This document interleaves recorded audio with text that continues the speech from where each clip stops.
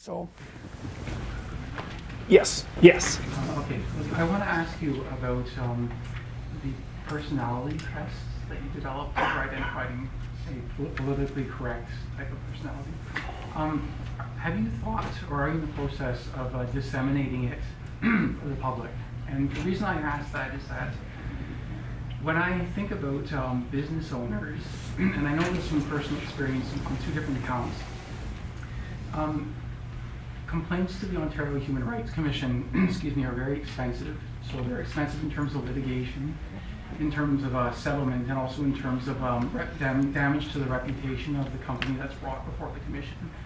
And if I was a business owner and I found out that there was a risk mitigation tool that was available on the cheap for me to, minimize this type of a risk, I would buy it right away. And I'm wondering, have you thought about making this available and saying, look, if you want to screen out some people who might, as a risk to your business, cause you economic damage, here's this tool. It wouldn't be against, it's not against any protected grounds in the Human Rights Code.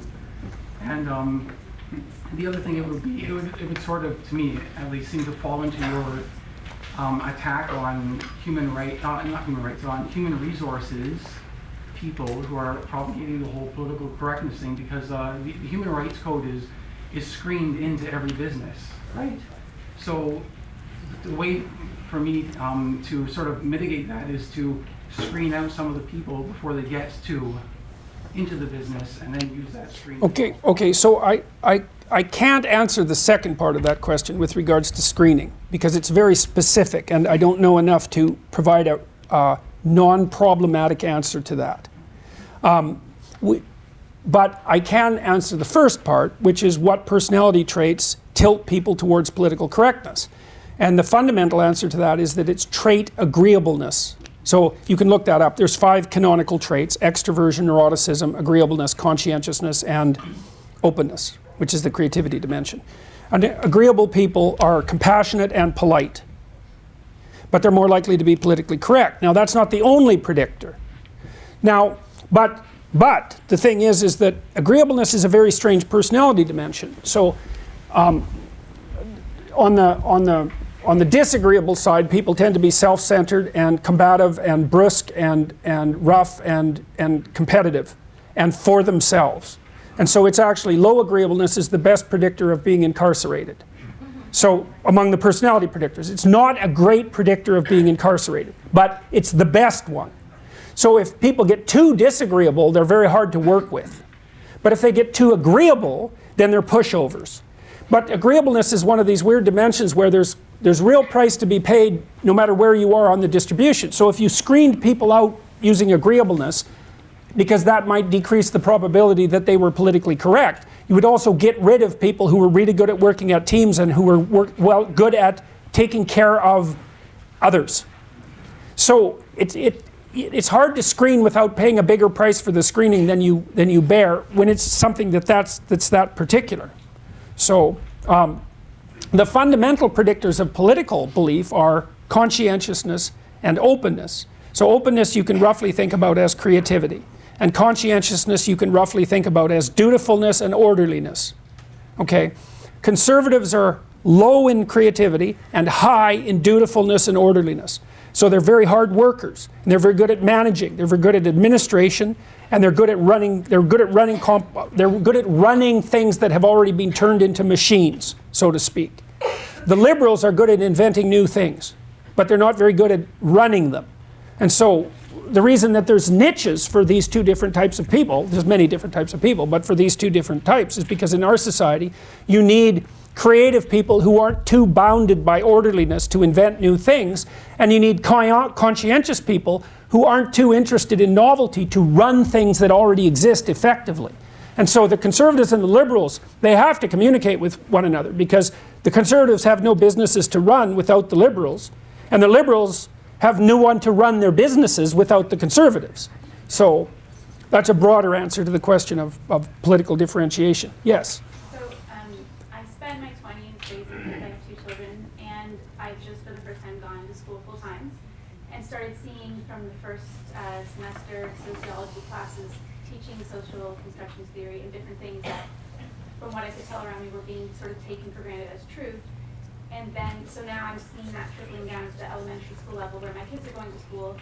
It's actually pouring down. Yeah, so I'm concerned, like, I'm not exactly sure what to do. In one case, a few weeks ago, I just kept my son at school because the teacher had said, you know, this is, you know, Pink Day tomorrow, here's a link to the organization. I looked through it, it's feminism, it's transgender phobia, it's like all these things. So I'm just going to pull them out because I don't know what they're going to be talking about, but it's going to keep going, and I'm not... Every time the schools do something with your kids that you don't agree with, keep them at home.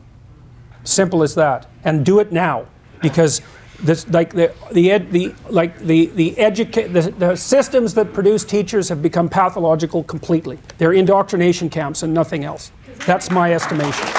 And the biggest sinner is the Ontario Institute for the Studies of Education, and it should be defunded as far as I'm concerned. They don't do what they say they're going to do. They don't.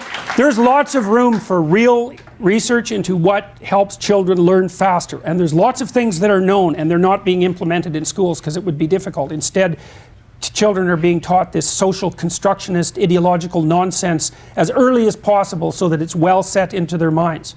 And this is also why the bloody social constructionists are going to go after the biologists, because the thing is, they know they've lost on the scientific front. They've lost. The data are in. Humans have a nature. It's biologically determined to a great degree. That doesn't mean we don't have free will, and it doesn't mean that we aren't also socialized, because clearly we are. But because they've lost in reality, they're pushing it forward legally. And that's part of the reason why I objected to Bill C-16. The policy documents around C-16 instantiate a social constructionist and really an appallingly incoherent and naive social constructionist theory of identity into the law. So, and you know, the idea that biological sex, gender identity, gender expression, and sexual proclivity are independent, which they are not. They're not even close to independent. That's now written into the law. It's like, you don't do that. You don't write quasi-scientific truths into the law. You don't have to if they're true. If they're not true, you make them law. Yeah. It's appalling that we've allowed that to happen. And so if you don't agree with what's being done with your kids, tell your kids. I started talking about that with my almost 13-year-old yep. saying, this is what you're being taught, this is what I believe, and you know, these are some options, and this is what I believe is true, rather than yep. just hearing it as fact. As soon as the state tells you that you can't pull your children out of school, it's immediately time to pull them out of school.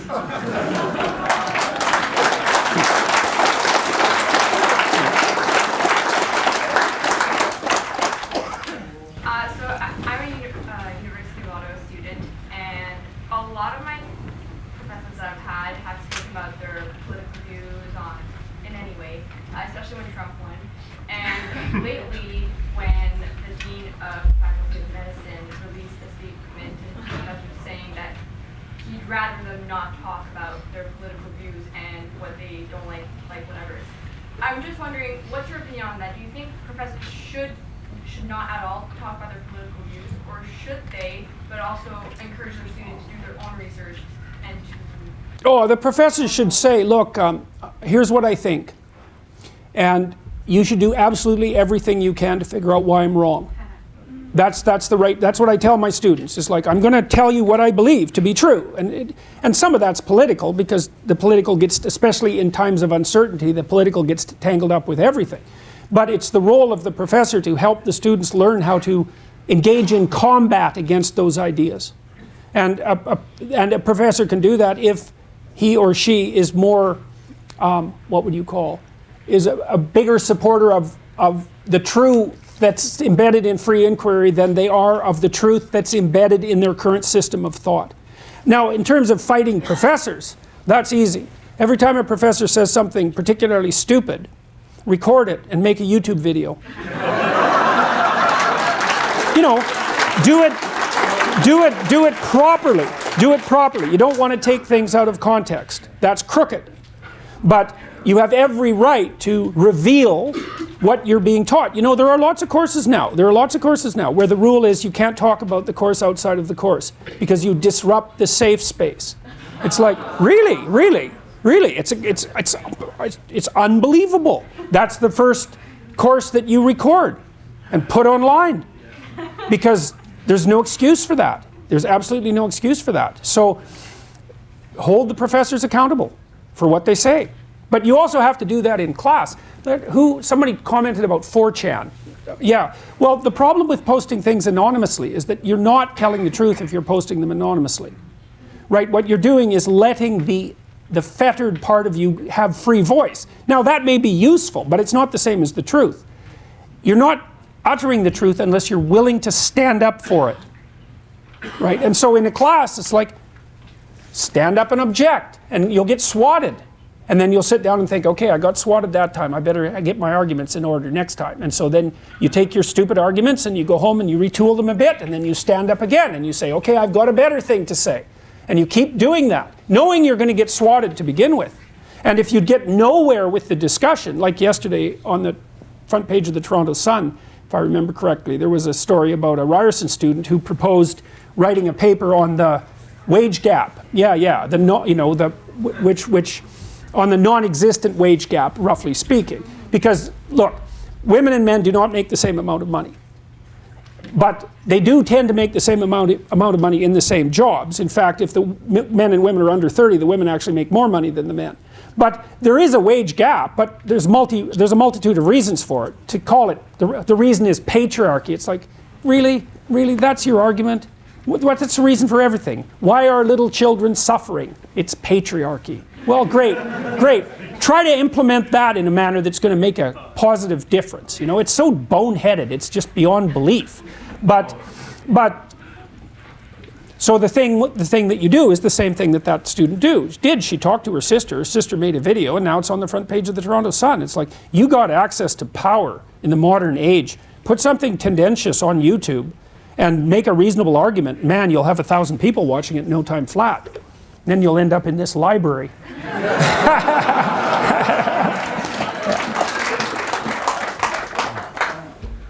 Just something about you're talking about the anonymity of 4chan, about how you should speak your views and have them attached to your name. But the problem I've seen with that was, I'm a student at Queen's University, and you probably heard about the controversy about surrounding the quote-unquote racist party.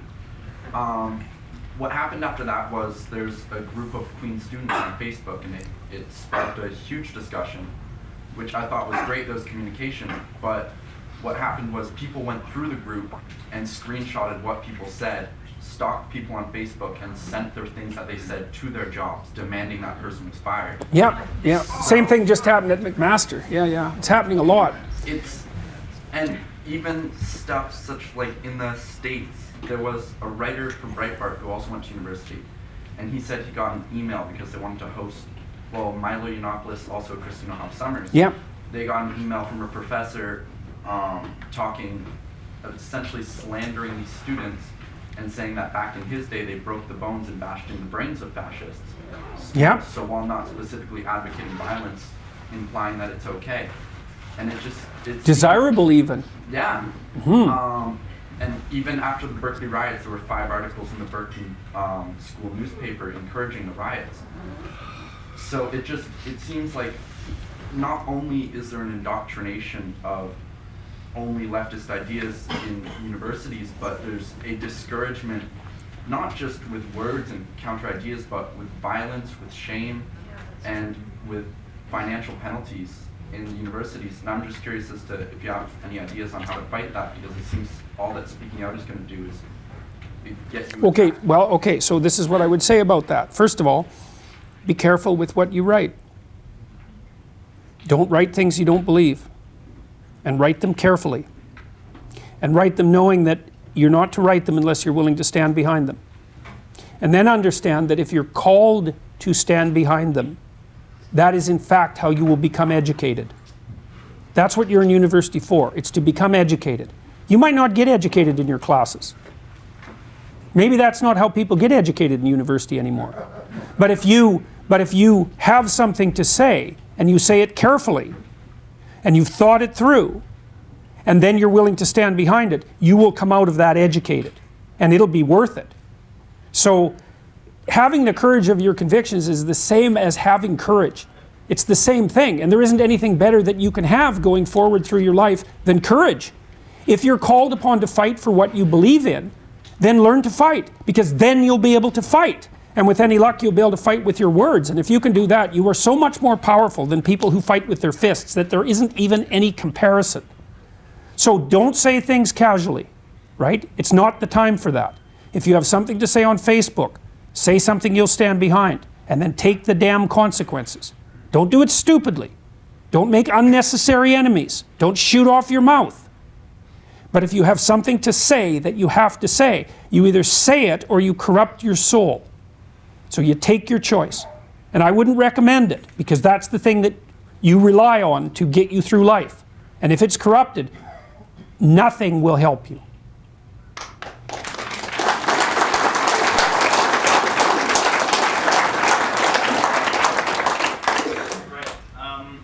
I'm not claiming to be intelligent enough to have properly interpreted your talk. It felt like at the end you were talking about overcoming nihilism and otherwise tempting ideologies.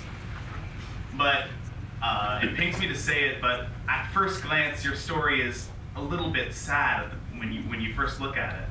You're a university professor who has commented on how universities seem to be doing a lot of harm rather than good nowadays. And since you were talking about overcoming nihilism, I'd like to ask you, in the face of your critics following you to the ends of the earth, even to an innocent talk about creativity, how do you maintain hope? Oh, that's easy. That's easy. You know how many hate letters I've received? 400,000? 3. Really, I'm telling you the truth. I've received like no hate letter. Even the ones I received were like, as far as hate letters go, they weren't really very spectacular. You know, none. It's unbelievable. And I've received thousands of letters of support. So that makes it really easy to be hopeful. And if I look at the comments on my YouTube videos, there's like 300 to 1 in favor of what I'm saying. It's like, I'm not sure I have any enemies. Well, the ones I have are noisy, but they also don't understand what I'm doing. Well, some of them do. Some of them do, but not very many. So I don't really regard them as enemies anyways. I mean, they're outside right now freezing to death in the Mineys. It's like, you know, it's too bad. But I mean, it was rough on me, mostly because it was rough on my family for about the first 2 months after this happened, because my job was genuinely in jeopardy.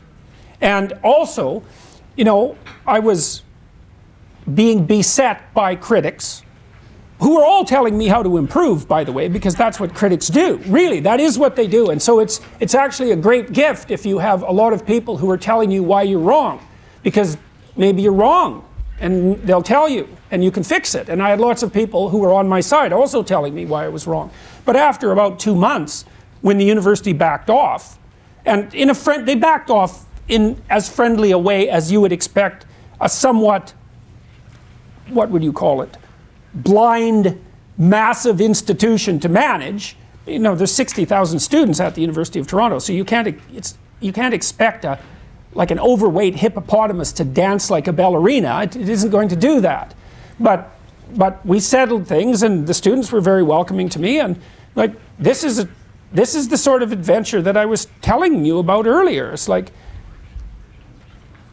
there's nothing but hope in it. Like we're in a chaotic time. Keck and all that, you know, we're in a chaotic time, and out of chaotic times great things can arise. And so confident that your thoughts will prevail? No, I'm not confident, because we are in a chaotic time and things could go in any direction. But I certainly have no reason not to be hopeful. It's like, it's an adventure. It's an adventure. So we'll see what happens, and I'm hoping that it'll turn out better. So that's hope.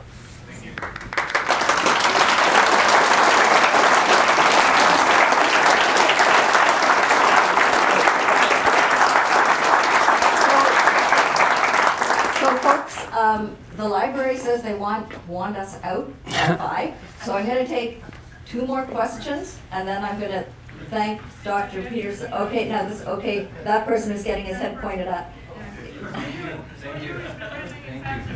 Okay.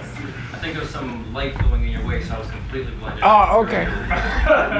Earlier when you were discussing Genesis and this idea of creating order out of chaos, perhaps from the perspective of the woodland animal, the rock, or the raindrop, they see order in that which already exists. There's a system to that, but we see it as chaos. So maybe there are certain cultures where we look to them and them into us. We see chaos, they see chaos back. And to a certain extent, through trade or communication, we can learn how to get along.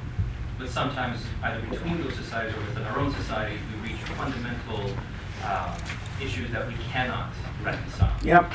Now, back when God was still alive, we could use violence to see who was right, and that was seen as a just a righteous way of figuring out the truth.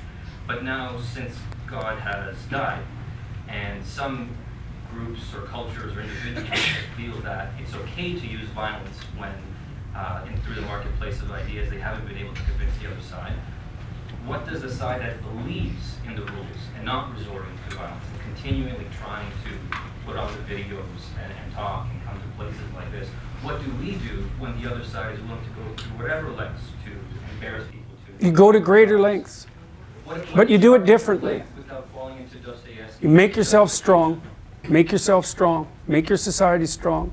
You make yourself strong enough so that people don't mess with you. Or maybe strong enough so they want to join you. That's the thing to do. Like, the idea that there's morality and harmlessness is absolutely insane. If you're going to fight evil, you have to have a touch of evil in you. It should be something that you've mastered. I mean, you should have learned that from Harry Potter, right? He could, really, he could speak to snakes. And the reason that he could overcome Voldemort is because he'd been touched by evil.